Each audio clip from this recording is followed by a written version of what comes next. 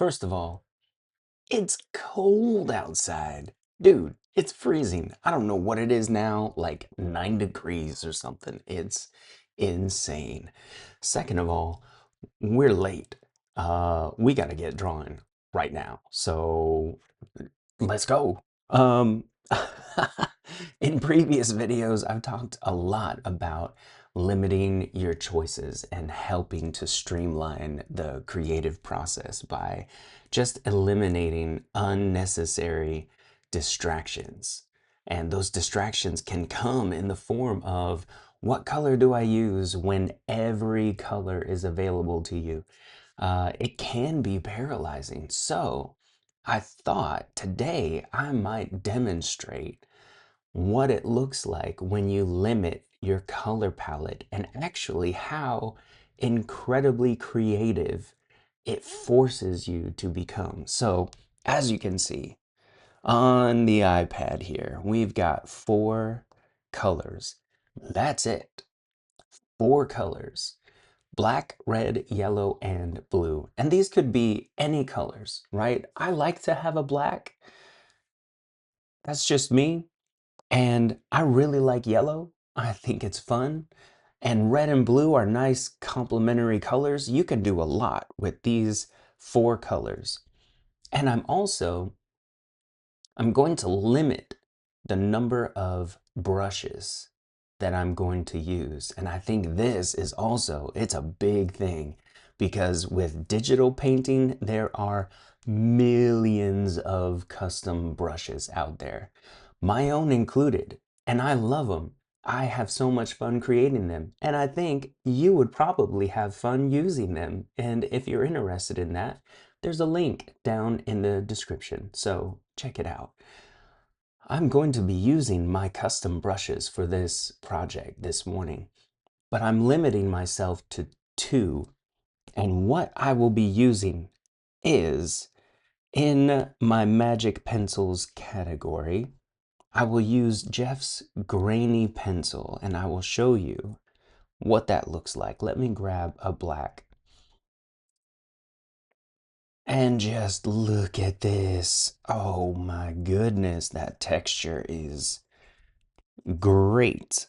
I love it. And the second brush that we will use is going to be, which one did I choose? I think here in the magic brushes category, I will go with Jeff's Pro Watercolor, and I'll show you why.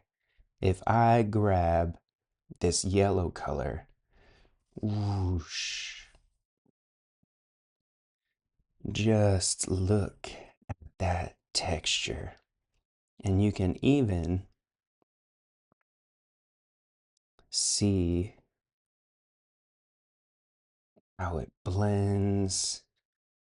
And we can grab this blender and blend it all together. Oh my goodness, that's awesome. Yes, I love it. Look, you can do so many cool things. Now, to keep things simple, up here at the top, there's a recent tab, and I can just switch between these two. It's gonna be the top 2. So I'll start off with the watercolor. Let's just leave these scribbles up here. And I'm going to draw. What am I going to draw today? Let's browse through some inspirational photos. And all right, look at this. This guy right here. Ding. That's pretty fun. Look, that's pretty wild. But I don't have a green, so what am I going to do? I'm going to have to improvise. Yeah, let's go with, I'm also going to limit myself to 1 layer.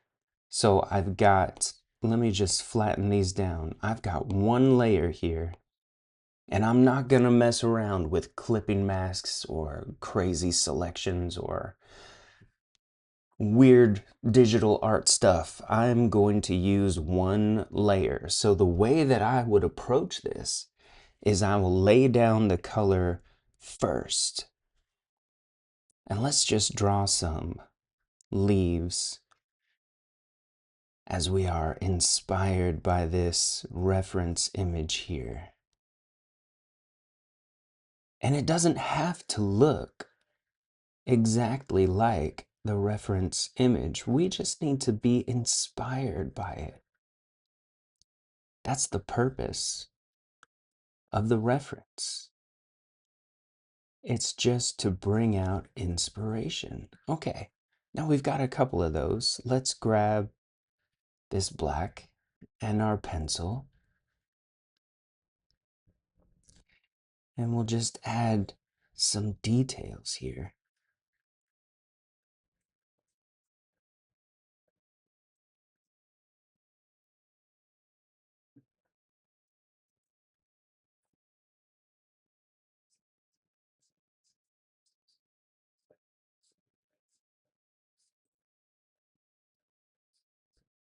And you see how easy that is? Look at this. And I don't have to fuss around with what colors am I gonna use or what brushes am I gonna use. Nah, none of that. None of that. Let's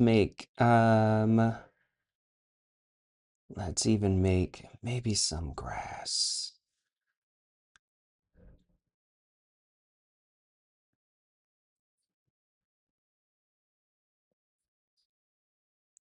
And this is just a sketch to get us started, so I'm just not too worried about it.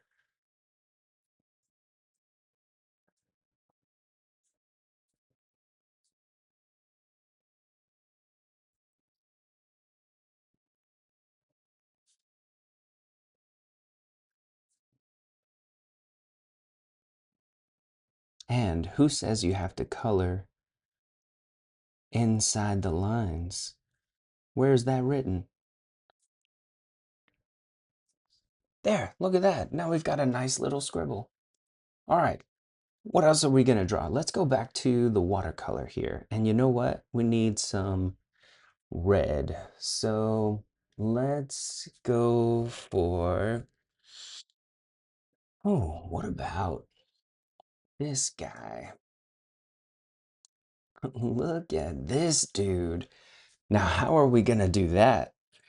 Um, that's a good question. Let's see how we're gonna do that. You know what I might do? I might start off with maybe just a shape here. And then maybe just a shape here.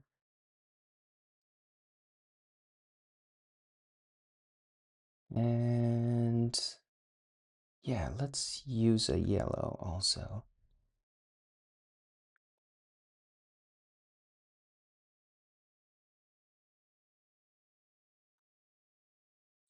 We're gonna use all the colors for this one.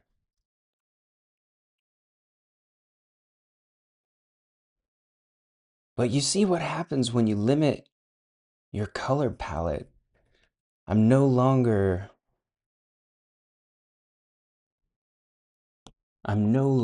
just focused on I need to get just the right color for his face or his hat.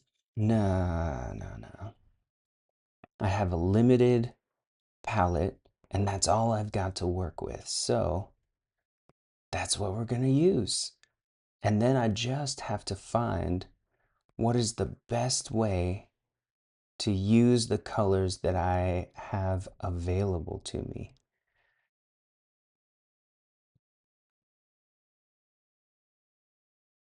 And I'm not super concerned with photorealism with this drawing. So we're just gonna have a little fun.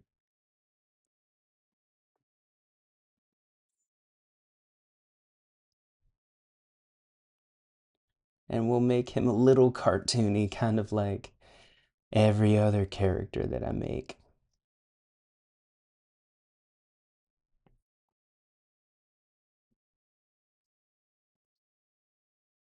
And I can see he's got his mouth down there.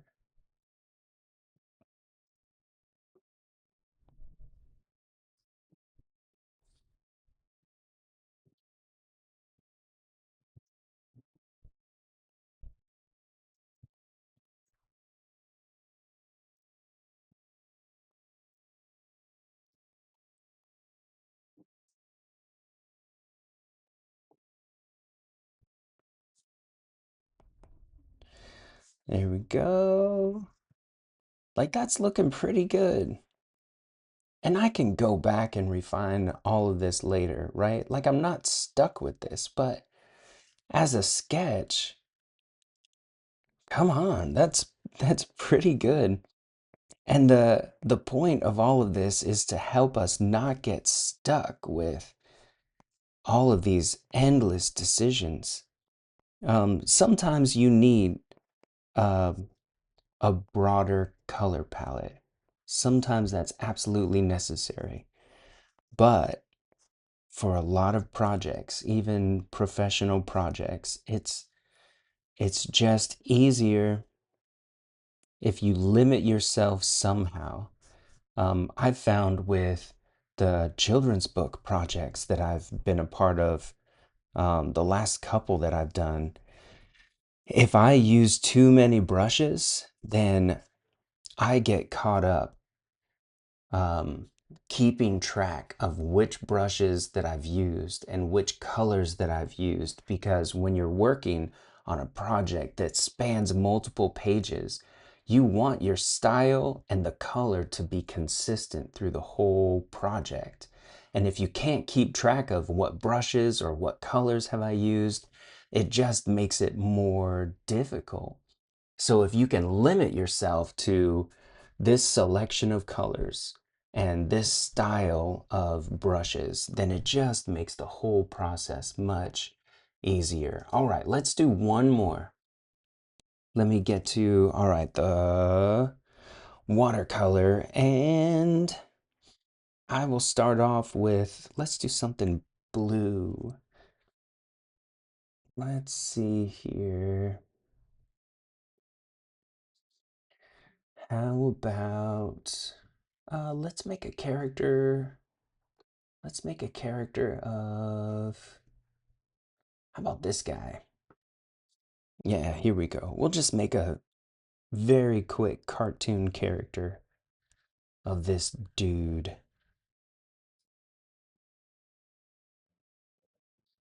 And I'm just gonna make a outline really of this basic shape,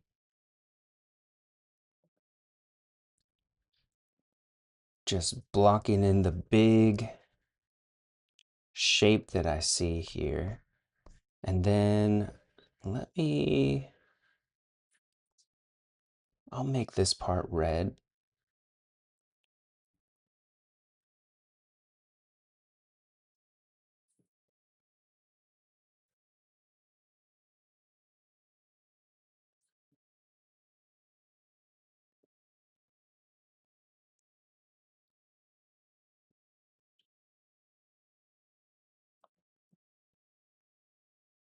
All right. And then let's grab the black and the pencil, and we'll go back here and,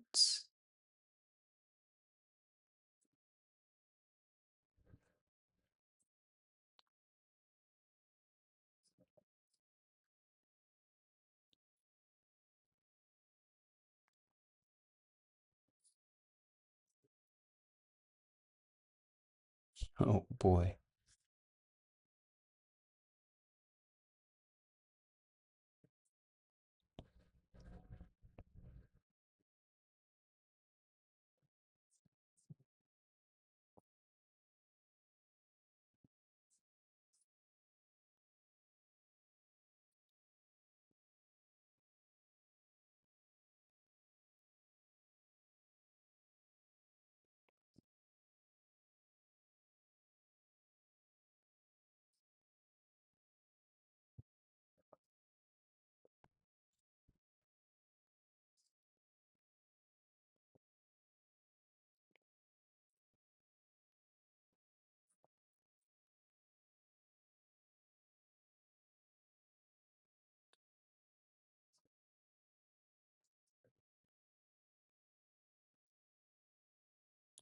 Whew, those arms are tricky. And this angle of the head is not the easiest either. But I think that we can do it.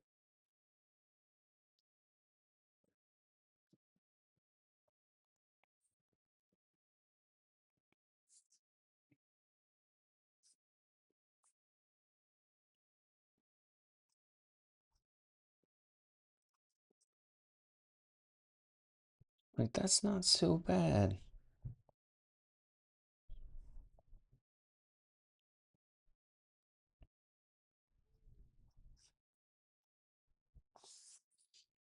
Right? Look at that. And then when you do a whole page with a limited color palette and a limited style, like the brushes that you use really affect the style, the overall look. But once you nail those things down and you do a whole page, it just unifies everything and it looks like you put a lot of effort into the design and layout of your page, but really the effort went into limiting your choices. So that's what I've got for you today. And I hope that that was helpful. It's a lot of fun to do this, actually, limiting your choices, limiting the decisions that you have to make. It really opens up a lot of other pathways where you can spend your creative energy. So you're not digging through menus trying to find that perfect brush or that perfect color. You already know going in before you've even made a mark on the page. You already know these are the colors, this is the brushes that I'm going to use for this piece. And it's so helpful. I hope this is helpful for you. If you enjoyed this, you know all the social media stuff, like, comment, and share, subscribe, all that fun stuff. If you want to try out the brushes that I used in this piece and all of my videos, you can check out Jeff's custom brushes on Gumroad. There's a link somewhere in the comments or the descriptions. Check it out. I would appreciate it. And if there's anything you would like me to talk about or explore in the next video, let me know. I love talking about this stuff, and I will see you in the next one.